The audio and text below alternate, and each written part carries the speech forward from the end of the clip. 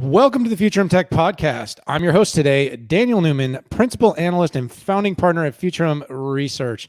And I'm excited about this series of interview podcasts we're doing here on the Futurum Tech Podcast as we are garnering conversations across our team, myself, in sort of a new format that we haven't been historically doing. Anyone that's followed the Futurum Tech Podcast knows that for about the first year, we had set it up in a certain way with a certain main dive topic and then 4 or 5 quick notes. And over a period of time, we're trying to get to more timely, deeper conversations into more specific topics.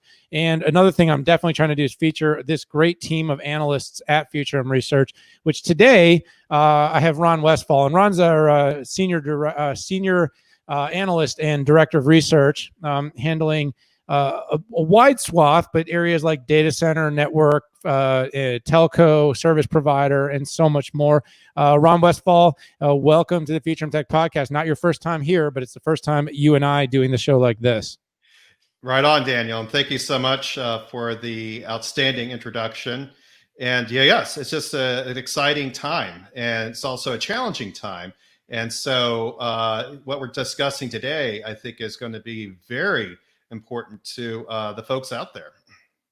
Yeah, it is a very important topic. And the topic today is going to be 5G security. Now, for everyone out there listening, definitely want to tease a few things that we've got going on. The summer may not involve a lot of travel for everybody, but the summer will involve a large digital summit. So people that maybe have been working with, the analyst community for a while may have noticed that myself and my friend and an analyst, Patrick Moorhead, have created a podcast called The 6-5.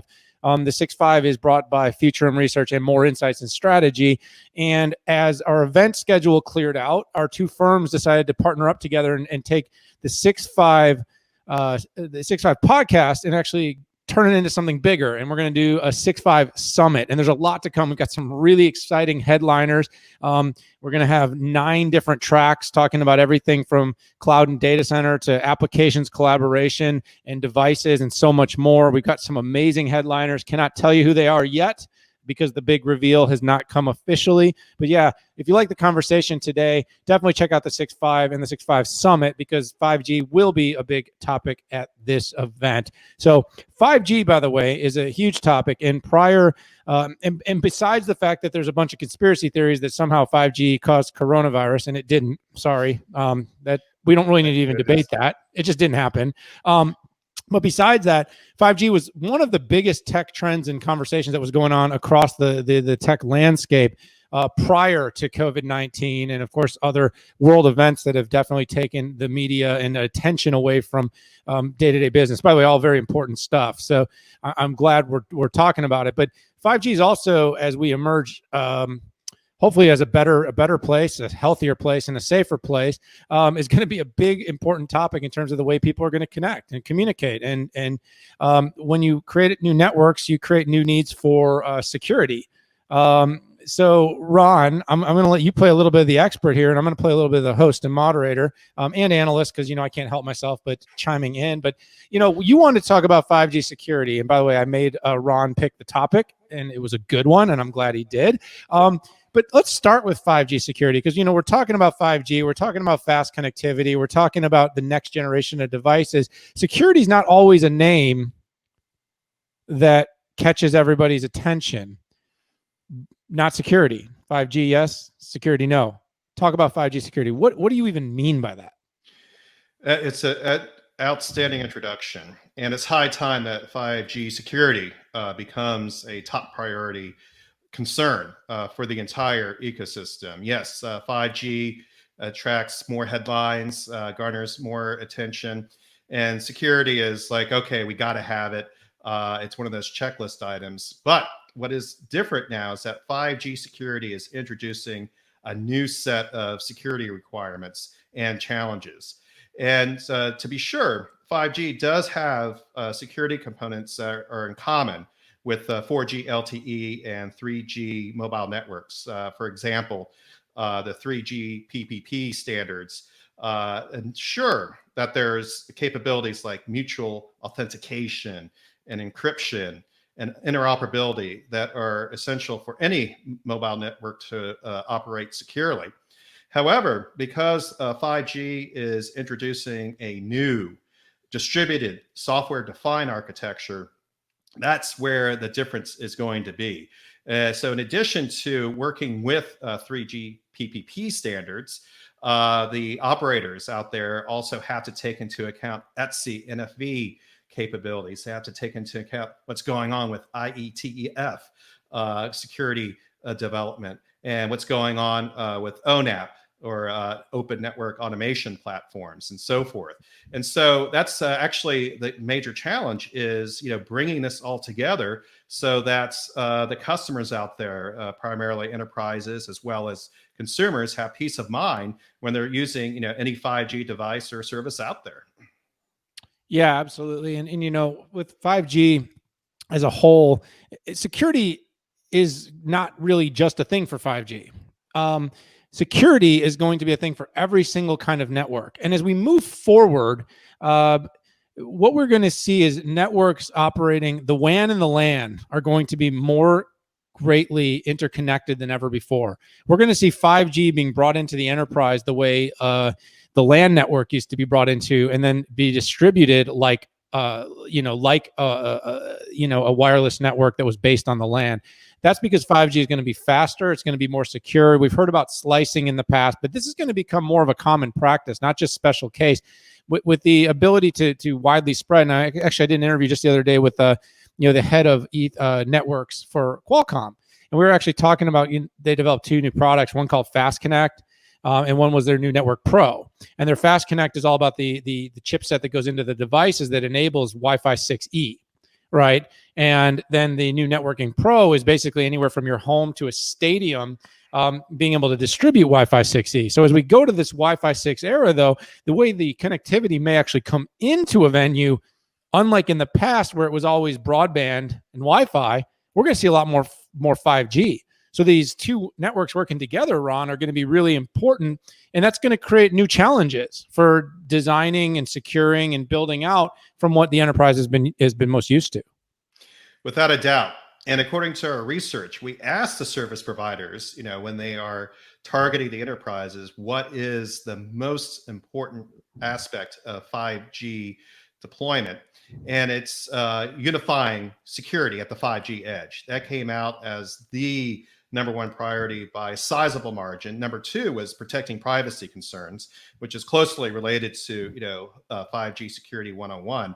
And this is coming out ahead of things like multi-cloud management and workload distribution optimization. All of these things are of critical importance, but security just rings out as the number one issue.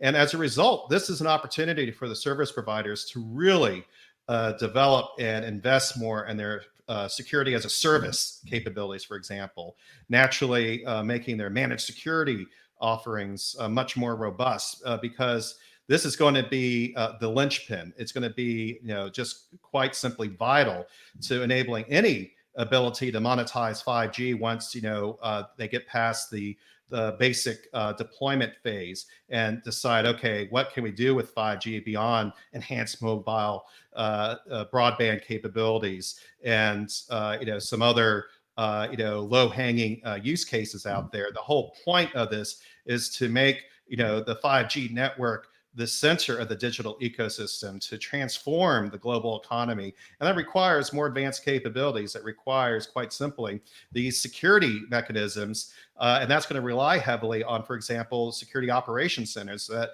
enable these unified security management capabilities that aren't, suffering from legacy fragmented implementations and so forth.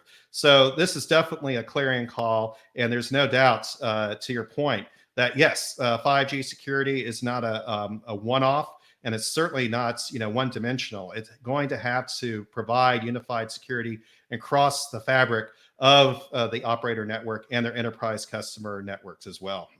And that's going to be really interesting too, because there's going to be a rise of a whole new set of players. So you had your network service providers, and you had your more enterprise IT providers, and you're going to start to see more crossover. I love the acronyms, right? We need a SecAS.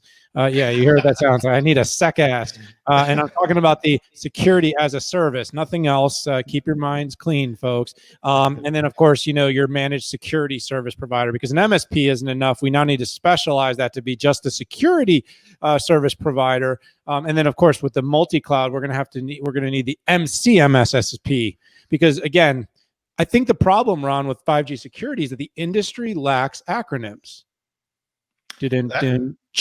No, that was a joke. I'm not even looking to respond to that. I want to make sure everybody out there is paying attention. Tune in, people. We don't need any more acronyms. I can answer that. But what we do have is a challenge that's going to require some real specialized services. And 5G itself is going to create its own industry, its own ecosystem, and something for people to pay attention to. So let's talk about emerging 5G use cases, Ron. What are these use cases that you see that warrant this greater end-to-end security and that have implications and require implementations? Yes. What comes immediately to mind is Internet of Things, or IoT. Here's another acronym that's very much part of the 5G universe. And quite simply, what is different here is just the sheer magnitude of devices and sensors that are onboarding onto a network. This is far beyond, onboarding smartphones and handheld devices, and making sure that all those are secure. Those are controlled, primarily by the operator. What's different here is that there's going to be more reliance on the endpoint providers to come up with better security mechanisms. And so this is certainly one use case that is just screaming out for, we need to think through unified security capabilities. The threat surface is expanded. The number of opportunities for the bad actors and the hackers out there are just there because of IoT issues, for example. In addition, there's the rising applications like gaming. And as we can see from South Korea, for example, that while people adopt 5G for better broadband, better quality of service, it can also increase enthusiasm for a gaming application that some people would normally not have even tried before. So gamification coming on the consumer side also expands the security threat issue. And so these are primary examples. There's also plenty of vertical use case examples on the industrial side. And on the industrial side, private networks are taking care of some of the immediate security concerns. But as you pointed out, with your Qualcomm conversation, there's definitely going to be a blending of 5G, WAN, and Wi-Fi, LAN capabilities. And that's going to require that unified security package that is very distinct to the 5G networks as they expand and scale rapidly. Yeah, I like that a lot. I think a couple of things that you mentioned that really catch my attention is everything at the edge in IoT. So when we think about 5G, we think about devices. Most people think about consumer. They're not really thinking about edge. They're not thinking about autonomous vehicles. They're not thinking about IoT in retail environments. They're not thinking about basically this whole connected smart city, smart grid, the connected consumer, the connected enterprise is all going to depend on the edge to cloud connectivity. At the edge, we're going to see a lot more applications for ultra low latency, and 5G is going to be an important vehicle for that delivery. So as we kind of pull it together, the threats of security in those particular locations are going to be important. I think it's also worth mentioning, Ron, I'd love to have you chime in on this as well, though, is that inherently networks, service provider networks, as opposed to WAN as opposed to traditional IT networks in the LANs and the enterprise and in our homes, tend to be more secure by nature. You hear a lot less about people's devices being hacked that are on a LTE network in a Starbucks than people that are on the LAN or on the Wi-Fi network inside a Starbucks. So I think there's some natural gravity with 5G security towards it being more inherently secure. I think the rise of the ACPC is a great example. When you're in a location and you have your own LTE or your own 5G connection that's dedicated to your device, your vulnerabilities actually become less than if you're trying to use a shared network. Have you thought much about that? What are your thoughts on that? Oh, absolutely. As indicated, the vast majority of security breaches occur from the edge or the endpoint.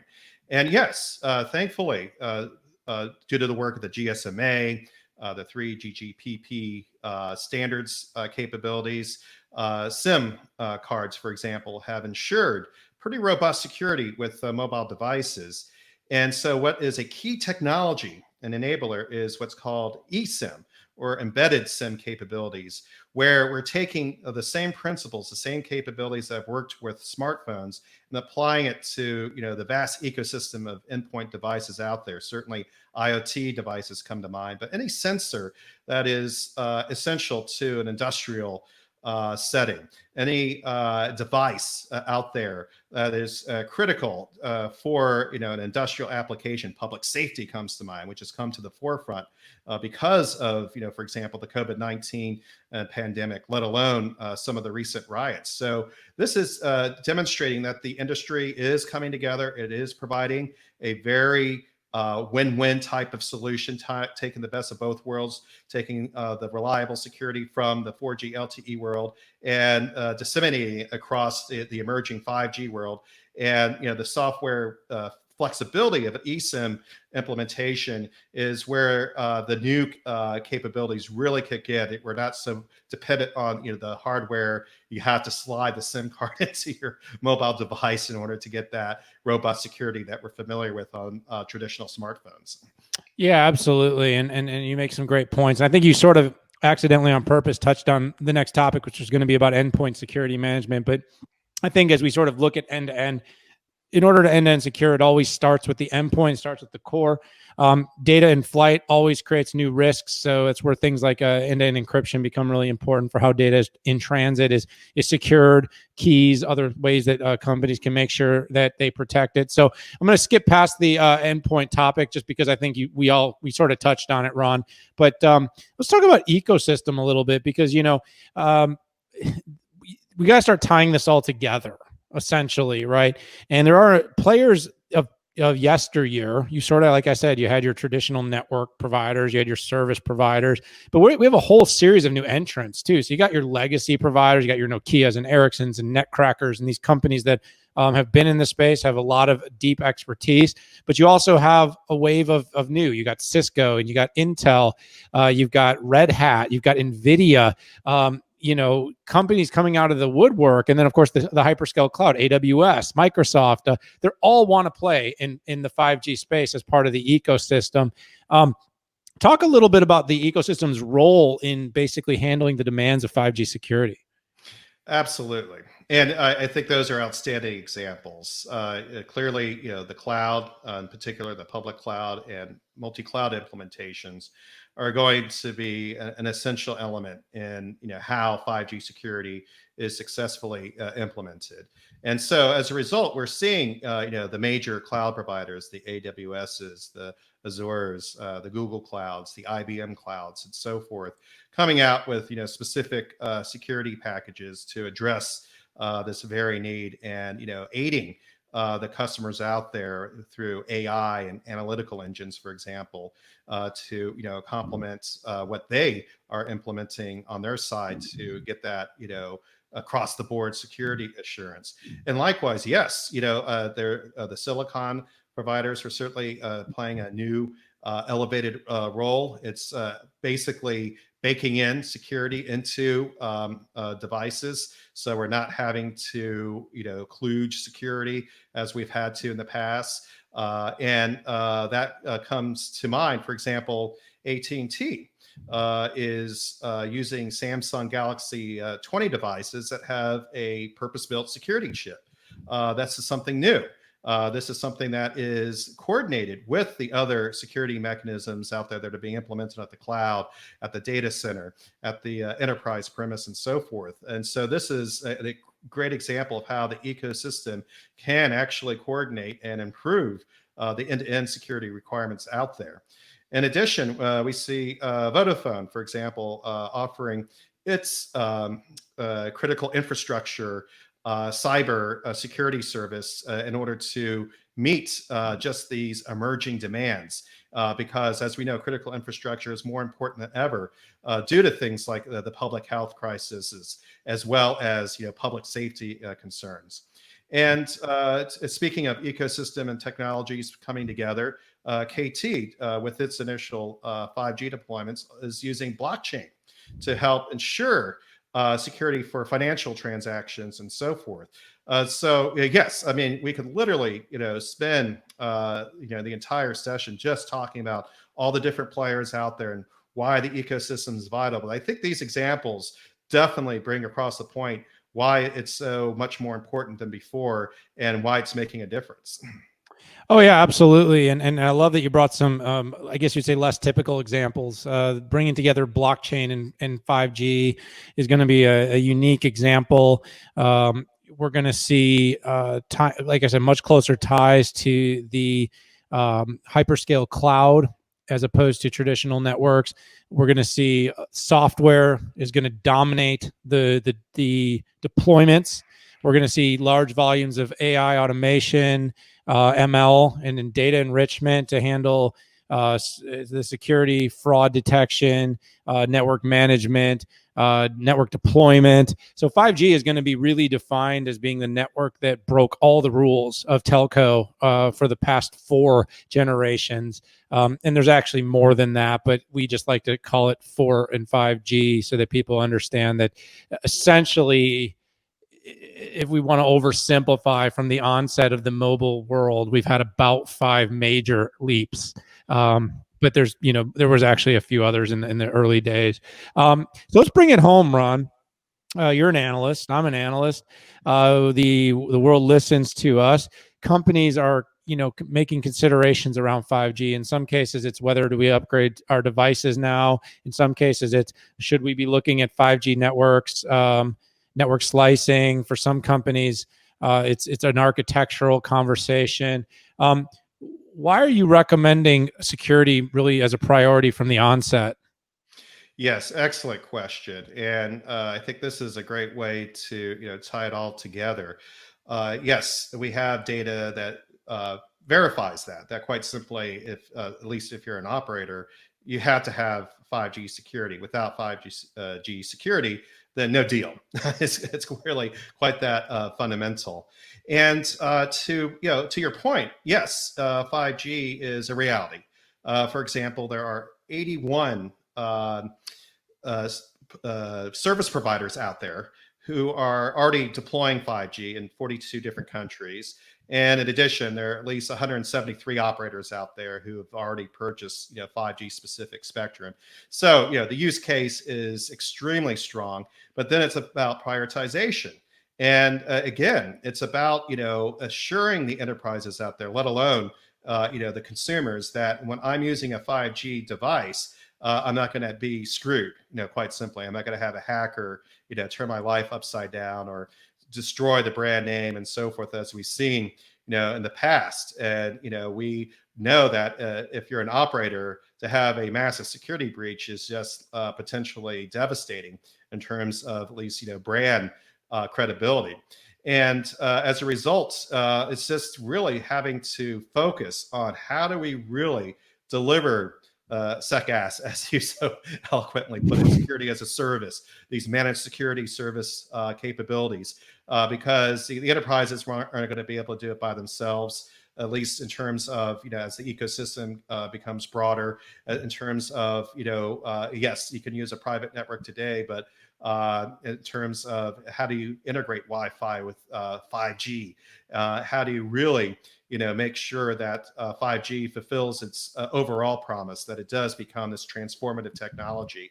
And what I think is important about those data points I cited is that this is going on even though we are dealing with a global pandemic, even though there are riots in multiple cities and so forth. And this shows that 5G is essential to tackling these core problems that confronts global society. And that's why the 5G security case is as strong as ever. And it's perhaps the strongest security case amongst the universe of 5G needs out there.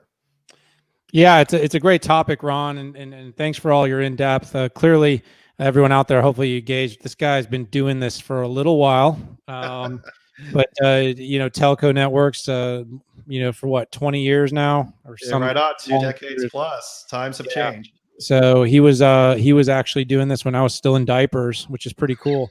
But no, Ron, I want to say, thanks a lot. This is a great discussion. Everyone out there, 5G is going to be a big topic, and we're going to be talking about this for a number of years to come. And no matter what crazy politicians say, yes, 6G is a real thing, but we are not.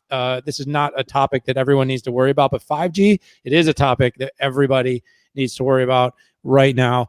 We need to be thinking about it from a consumer standpoint. We need to be thinking about it from an enterprise standpoint. We need to be, as Ron, you mentioned, we need to be thinking about it from a security standpoint. Our organizations need to be able to connect faster. We need to be able to do it with lower latency. We're going to need to be able to put AI on devices. We're going to need to be able to make sure that data is encrypted and secure both on the device and when it leaves the device and when it's on its way to the next device. All these things are going to be enabled by having us not only 5G connectivity, but secure 5G connectivity. So, Ron Westfall, thank you very much. Likewise. Thank you, Daniel. Yeah. So, for everyone out there, hit that subscribe button. We'd love to have you on the Futurum Tech Podcast, part of our community. We'll be bringing interviews from a number of customers, top executives in tech. Of course, more conversations like these with myself, with Ron, with the team, with Shelly Kramer. We are really excited to be building this community. The stay-at-home world has led us to being more active in video, using these technologies to keep our information becoming freely your information. But for now, for this episode of the Futurum Tech Podcast, I got to say goodbye. Thank you very much. We'll see you later.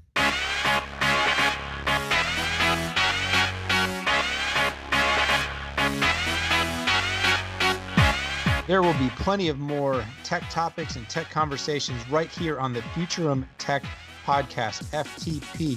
Hit that subscribe button, join us, become part of our community. We would love to hear from you. Check us out, futurumresearch.com or Futurum Tech Podcast. Daniel Newman, Fred McClymans, Olivier Blanchard. We'll see you later.